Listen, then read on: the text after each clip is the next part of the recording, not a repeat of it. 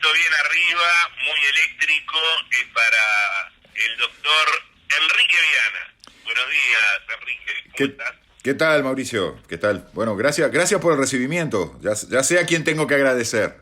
Bueno, ¿A quiénes tengo que agradecer? acá te saludo por Bueno, muy bien, un abrazo. Bien, ya nos vamos a meter en el tema de fondo que motiva este contacto y que tuvo la atención de todos los medios tras la presentación que hiciste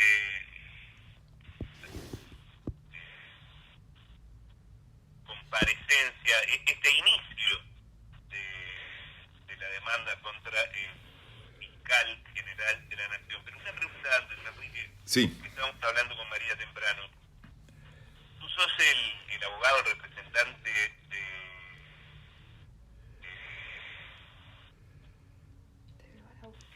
Fernandino, bueno, que ha desarrollado allá su actividad, Maldonado, Fernando Cristino. sí. Yo soy el abogado de él en la parte penal, ¿no? Él tiene otros abogados en otras áreas, pero soy el abogado de él hace cuestión de ya un mes en todo lo que refiere a la parte penal. La parte penal incluye denuncias que él ha realizado y algún proceso que él tiene en contra, ¿no? También de índole penal también. Claro. En su momento se había desacatado, había tenido un incidente con un policía. Lo que ocurrió fue a partir de una crisis nerviosa que él tuvo en un hotel, al intentar ingresar a un hotel donde él habitualmente residía. Allí tuvo problemas con el personal del hotel y luego cuando se llamó a la policía, bueno, él fue llevado a una policlínica al otro lado de la ciudad, ya Capitán Tula. Y luego en la seccional tuvo algunos inconvenientes, ¿sí? Y bueno, eso determinó que se dispusiera una formalización, como se dice ahora, con una suspensión del proceso, cuestión que, transcurrido determinado plazo, que él cumpla determinadas obligaciones, ese antecedente se va a eliminar conforme a lo que era la legislación antes de la LUC. Hoy tenemos que hablar así para ser precisos. Pero él a su vez tiene a partir de ese momento surgió que él tenía unos reclamos también hechos en la esfera penal por cheques sin fondo, que obedecían justamente a la situación difícil económica en la que él se encuentra, a partir de que él denuncia, ahí él pasa a ser denunciante, unas estafas de las que fue el víctima, que le han impedido hacerse cargo de las deudas que él tiene con los proveedores de los espectáculos que él organiza, ¿no? Entonces, hay toda una cadena de problemas que están todos vinculados.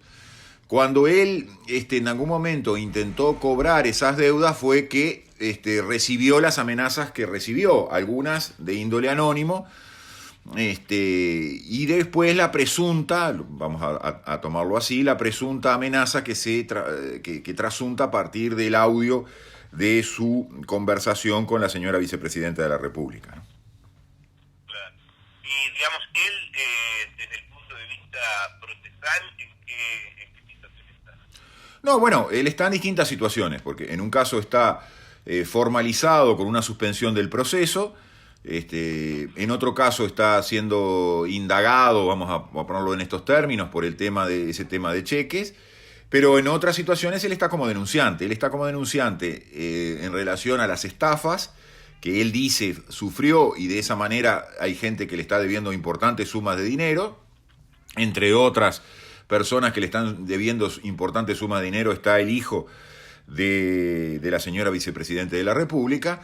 Y él a su vez tiene una denuncia concreta sobre lo que él entiende que podría ser una amenaza por parte de la señora vicepresidenta de la República en aquella conversación que se hizo pública, ¿no? Claro. Es decir, esas son las distintas situaciones en las que Cristino está, que anunció días atrás que tiene la intención de postularse a alcalde de Punta del Este. Sí, correcto, él está con esa intención, que creo que lo que está buscando es, bueno, a ver si obtiene el respaldo de algún sector político. Bueno, esos son problemas, digamos, ajenos a lo que a mí me concierne, digamos, en cuanto a su defensa en los estrados judiciales, ¿no? Él está en pleno goce de todos sus derechos.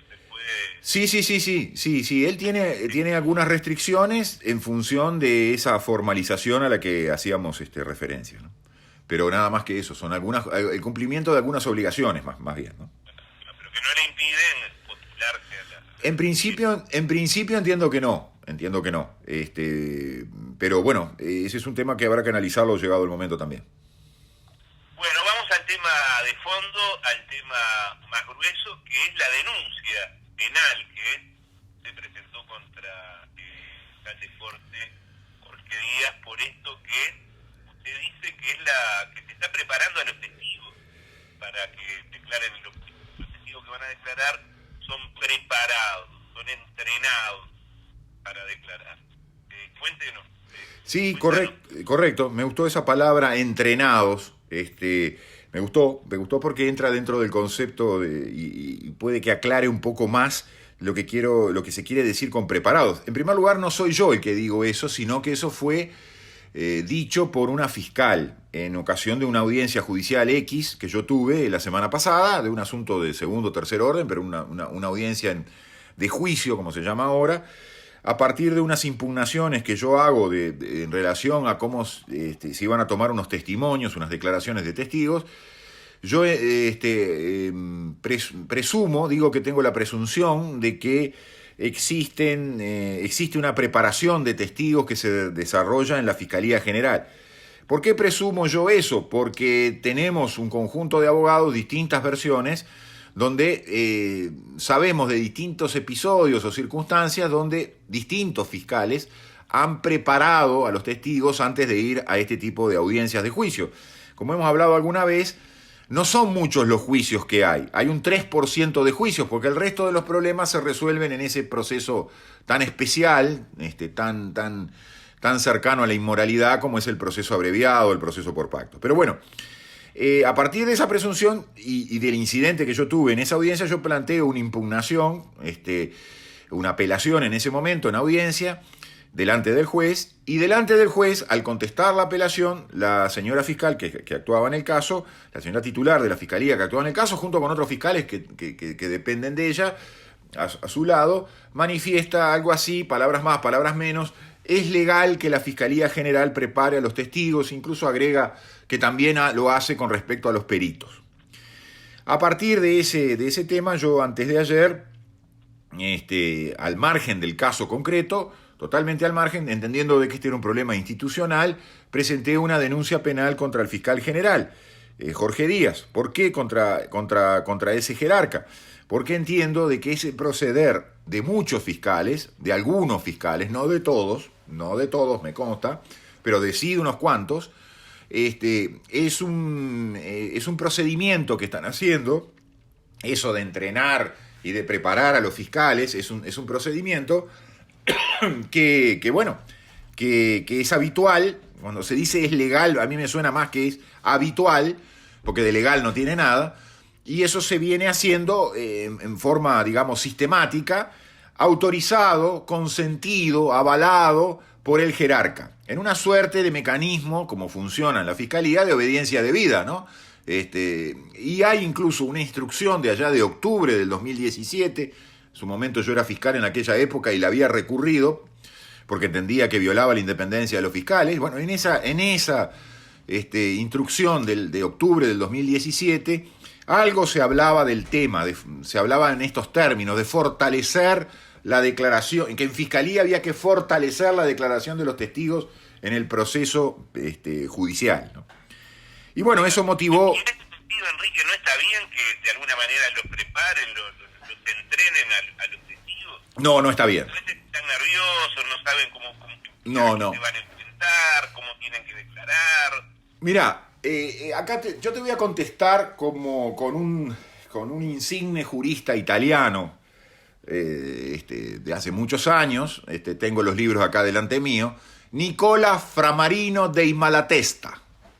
Este profesor italiano, que habla de la prueba, tiene 2 tomos que hablan de la lógica de las pruebas, es una obra magnífica, dice que los testimonios tienen que ser originales, espontáneos y de percepción directa. Eso, que es una regla jurídica básica, ¿a qué hace? a la verdad. Cuando un testigo va a declarar, tiene la obligación de declarar la verdad, porque si no declara la verdad, incurre en falso testimonio, que es un delito. Ahora, si alguien se interpone en su declaración y le dice al oído o no al oído, mirándolo a los ojos, mira, vos tenés que declarar de esta manera. No, eso no declares. Mejor decí esto otro. O cuando el abogado te pregunte, declará tal cosa y no declares tal otra. O el abogado te va a decir, te va a llevar para este lado y vos tenés que no ir para ese lado, tenés que ir para este otro lado. Bueno, eso es interferir en el testimonio. Es matar la originalidad del testimonio, es matar la percepción directa y es matar la espontaneidad, porque ya no está hablando el testigo. Está hablando el testigo con lo que le sopló al oído alguien. Si ese alguien que le sopló al oído lo que tenía que decir, o sea, que le está diciendo no digas toda la verdad, decila. ¿Se acuerda con aquella pregunta en las películas? ¿Jura decir toda la verdad y nada más que la verdad? Bueno, acá el individuo ya no está diciendo toda la verdad y nada más que la verdad. Está diciendo toda la verdad hasta cierto punto, pero además está diciendo algunas cosas sí y otras cosas no, porque alguien le dijo que no. Si alguien que interfirió y que le sopló al oído lo que tenía que decir, esto es un poco cuando íbamos al liceo, cuando alguien, un compañero, un buen compañero nos soplaba al oído cuando el profesor nos hacía una pregunta, nosotros le estábamos mintiendo al profesor porque no sabíamos la respuesta. La respuesta la sabía otro, no nosotros. Bueno, eso si lo hace un particular es un acto inmoral. Si lo hace un abogado particular es un acto inmoral, no tiene sanción. En principio no tendría sanción, aunque podría tenerla en el propio proceso. Pero lo cierto es que cuando eso lo hace un funcionario público, y aquí entramos en el problema, cuando lo hace un funcionario público, y ese funcionario, porque los fiscales son funcionarios públicos, ¿no? No nos olvidemos de eso, ¿no? Más allá de que sean parte en un proceso, como me insistía ayer una colega tuya, sí, son parte en el proceso, pero son funcionarios públicos. El funcionario público solo puede hacer lo que la ley le permite hacer. Entonces, como a mí se me ha planteado, me han dicho, bueno, pero ¿qué norma prohíbe que el fiscal haga eso? Hay normas que lo prohíben, pero no hay ninguna norma que lo autorice. Primera cosa, ¿no? No hay ninguna norma que autorice a un funcionario público, al fiscal o al policía, decirle al testigo, cuando vaya ante el juez, declare de tal manera y no declare de tal otra. Pero si no está prohibido... No, está prohibido. No. Eso es un concepto muy interesante al que tú vas. Los hombres libres, los particulares, los hombres libres, podemos hacer todo lo que no está prohibido. Artículo 10 de la Constitución. Los funcionarios públicos, no. Los funcionarios públicos solo pueden hacer lo que la ley les permite. A los fiscales no se les permite preparar testigos por ningún artículo de la ley. Pero te agrego algo más. Lo tienen prohibido. ¿Por qué? Porque al preparar a los testigos, entrenar a los testigos, como bien dijiste tú, aleccionar a los testigos, amaestrar a los testigos, amañar los testimonios de los testigos, hacer maña de los testimonios de los testigos, más allá de hacer trampa, supone para los fiscales violar los principios de objetividad, legalidad, averiguación de la verdad, buena fe, lealtad y destruir el principio de inocencia, porque el principio de inocencia tiene como piso, como base la verdad, y si vos me amañás la verdad, me la preparás, me preparás algo que es, bueno, no, siempre hemos dicho que no hay peor mentira que una verdad a medias.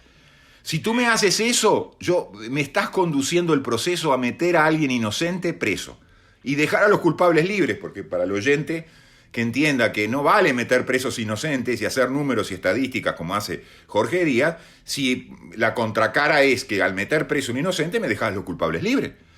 Bueno, yo entiendo esa visión, Enrique, sobre sí, los fiscales. Sí. Pero, digamos, los abogados históricamente preparan a los testigos. Algunos abogados sí y otros no. ¿Por qué algunos abogados sí y otros no? Porque hay... Bueno, sí, todo lo que quieras, pero el abogado actúa en la esfera privada. ¿El abogado es funcionario público? En la Unión Soviética creo que sí. En Cuba también creo que sí, que los abogados son funcionarios públicos. Pero en el Uruguay no.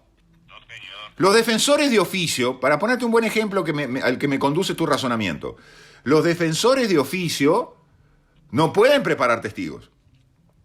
Los defensores de oficio que trabajan en la parte penal son funcionarios públicos.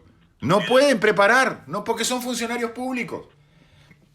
Entonces, lo que está ocurriendo acá es que se está actuando con exceso, con abuso de función. Quienes son funcionarios públicos están haciendo algo que la ley no les permite, pero que encima la ley y la Constitución les prohíbe. Porque el principio de presunción de inocencia y el principio de la verdad, de la averiguación de la verdad en materia penal, está previsto en la Constitución. Entonces, frente a todas esas prohibiciones, cuando se actúa de esta manera, en forma sistemática, la responsabilidad no es del fiscal en concreto, a mi juicio. Porque el fiscal en concreto tiene un mecanismo de obediencia debida. ¿A partir de qué? De un sistema que le da a este fiscal general, este fiscal todopoderoso, este fiscal único, que tiene dependientes, le da la posibilidad de decirle, tienen que hacer esto, tienen que hacer lo otro.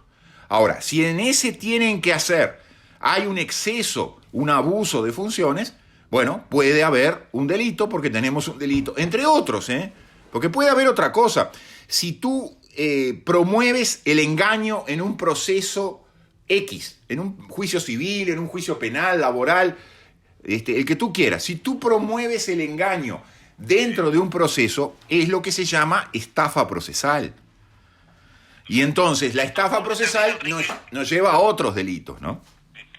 Ocurre también que en la medida en que el nuevo Código de Procedimiento del Proceso Penal permite estos acuerdos con la Fiscalía, con sí, sí. Ese pacto, bueno, cuando se hace el pacto, preparan todo el paquete.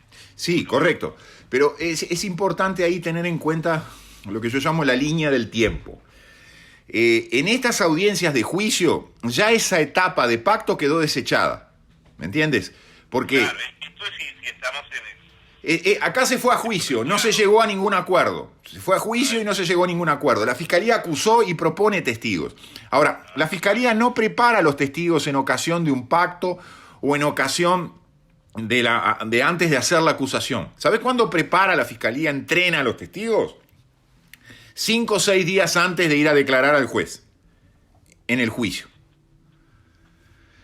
Y vos me podrías decir, o yo te podría decir, bueno, que cuando lo cite al testigo, que cite a la defensa, porque es lo que tiene que hacer. Si le va a tomar declaración al testigo, o si le va a hacer preguntas, partamos de la base que solamente le va a hacer preguntas. ¿Qué va a declarar a usted ante el juez? Bueno, pero que lo haga con el defensor en la Fiscalía, pero habiendo citado al defensor previamente para que esté presente. ¿Para qué que esté el defensor presente? Para que se respete lo que siempre se nos dijo, que este era un proceso contradictorio, aún en la Fiscalía, aún en la casa de mi contraparte, iba a ser contradictorio. Entonces, que el defensor esté presente. ¿Para qué? Para controlar justamente que un funcionario público no cometa delito. Yo también te planteo esta cuestión. El testigo, el ciudadano común, el que está caminando por la calle y escuchando la radio, que va al fiscal, y el fiscal le dice, tenés que decir tal cosa y no tenés que decir tal otra. ¿Quién es que le está diciendo eso? El Estado. El Estado. Casi te diría que un Estado soviético, de corte soviético o de corte nacionalsocialista, para que alguno no se enoje. Entonces, cuando el Estado le dice a un individuo común, a un particular, tenés que hacer esto, tenés que dejar de hacer esto otro, hay que tener mucha, como decía Casco, hay que tener aquellas 2 poderosas razones, decía Casco, para enfrentar esa situación. El amigo Casco, gran relator. Uno de los relatos más risueños de la historia. Los partidos y decía, esto es espantoso, señores. Sí. Me acuerdo de una frase, haciendo un paréntesis en esto, que él, cuando había un jugador de fútbol que a él no le gustaba, decía, el señor tal, muy buena persona, pero como jugador de fútbol, decía, me acuerdo. Es genial. Bueno, volviendo a lo anterior. Nos dice Ernesto, hace muchos años, un amigo me pidió que le saliera de testigo en un juicio de divorcio, por riñas y disputas, y el abogado me preparó para ir a declarar. Yo tenía que decir que te tiraban con los platos, que te decían cualquier cosa, y así fue. Sí, correcto. Y una inmoralidad, porque él fue a mentir, el testigo fue a mentir, cometió delito. le digo, que no lo diga muy en voz alta porque cometió delito, capaz que prescribió porque pasó hace mucho, pero cometió delito porque él declaró con falso testimonio. Si dijo que se tiraban los platos y en la verdad no se tiraban los platos, cometió delito, falso testimonio. Pero debe haber prescripto, ¿no? Que no se preocupe. Ahora, una cosa, pero es muy bueno el ejemplo, ¿de quién me dijiste? ¿Ernesto puede ser? No. Ernesto, es muy bueno el ejemplo. Porque en ese caso que tú dijiste, lo que se produjo fue un divorcio. ¿El resultado qué fue? Un divorcio. Que debían estar los dos de acuerdo con el divorcio. No la causal de riñas y disputas sí se mentía muchas veces. Se cometía falso testimonio mintiéndola. Y bueno, un divorcio más. Pero eso no tiene nada que ver con meter preso a un inocente. Ernesto, te puede pasar a ti. Te puede pasar a ti, Ernesto. Por ejemplo, ahora alguno escuchó la radio y va a decir esto, bueno, mire, quiero perseguirlo a Ernesto por haber cometido falso testimonio. Y de testigos nos van a salir Almada y Viana.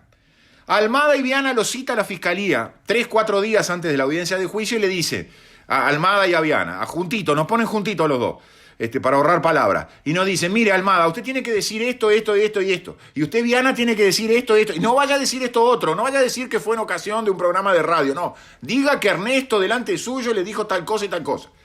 Bueno, Ernesto puede ir preso por ese falso testimonio. Ya no es un divorcio con todos de acuerdo con el divorcio, hasta el juez de acuerdo que se divorcien para que no joroben más, ¿viste? Sino que Ernesto puede ir preso. Y ese es el grave problema. En ocasión de que un fiscal le sopla al oído a los testigos, porque el fiscal le está soplando al oído a los testigos para que alguien vaya preso, que lo entiendan, le está soplando en el oído que digan tal cosa y que no digan tal otra para que vaya preso, porque si dicen tal otra de repente no va preso un inocente. Y ese es el problema. Estamos hablando de cosas muy importantes como la libertad. Exacto. La falta de acá Felipe también dice, aprovechando que vuelve el fútbol, le recuerdo al doctor Díaz, el literal K de la regla 12, reiteración de faltas. Está bien. Sí, yo creo que es eso, la regla 2, reiteración de faltas, es sistema de faltas, justamente. Es cuando un sistema está funcionando para violar los derechos humanos, para violar las garantías judiciales. Porque cuando alguien va a declarar no según su visión de los hechos, percepción de los hechos, sino que va a declarar en función de que alguien le hizo un guión para que vaya a declarar, lo que se están violando son derechos humanos, presunción de inocencia, y se están violando las garantías judiciales. Yo estoy viendo, en lugar de una persona que está declarando un testimonio, estoy viendo una persona que está haciendo, como diría Moria Kazan, está haciendo un acting, está teatralizando, está actuando algo que no se corresponde con la verdad. Esta denuncia penal que presentaste contra el fiscal general no es la primera. No, bueno, de estas características sí, es una denuncia penal, ¿no? No es una denuncia administrativa, ni es un recurso administrativo, ni es una inconstitucionalidad que hemos planteado por actos realizados por el fiscal general. Esto es una denuncia penal, porque nosotros entendemos que cuando se avala que los fiscales trabajen de esta manera, se está cometiendo delito. Bueno, bien, ¿y cómo corre esto? ¿La denuncia penal fue ante la propia fiscalía? Sí, correcto, porque esa es otra de las paradojas del sistema, ¿no? Aquel amigo, ¿cómo era que se llamaba? Que tocaba la campana y gritaba paradoja. Bueno. Sí. Esto es una paradoja estamos muy viejos, estamos haciendo referencia a personas que ya no están. Nos estamos poniendo viejos, Mauricio. Pero bueno, sí, es la paradoja de que yo no tengo más remedio que hacer la denuncia en la casa de a quien estoy denunciando. Y ya se asignó aparentemente, te digo aparentemente porque yo he visto la versión periodística, no lo he confirmado oficialmente, al fiscal de delitos económicos y delitos contra la administración pública, el doctor Enrique Rodríguez, se lo designó a él. Bueno, tiene los mismos problemas ese fiscal que tienen todos los fiscales, ¿no? Están sometidos a instrucciones. Ahora, una cosa interesante, si tú me permites, Mauricio, que se da a partir de la LUC. La LUC, en un artículo, incorporó este concepto, que está prohibido que mediante las instrucciones generales, se menoscabe directa o indirectamente la independencia de los fiscales. Eso lo dice la LUC, que está vigente hace cuestión de unas semanas. Entonces, mi planteo es el siguiente. Todas las instrucciones, las 14, 15 instrucciones que ha dictado Jorge Díaz, desde antes incluso de que entrara en vigencia el código, han quedado sin efecto. Porque con la nueva redacción del nuevo Código del Proceso Penal que incorpora la LUC, entonces quiere decir que esas instrucciones que violan la independencia de los fiscales quedaron sin efecto.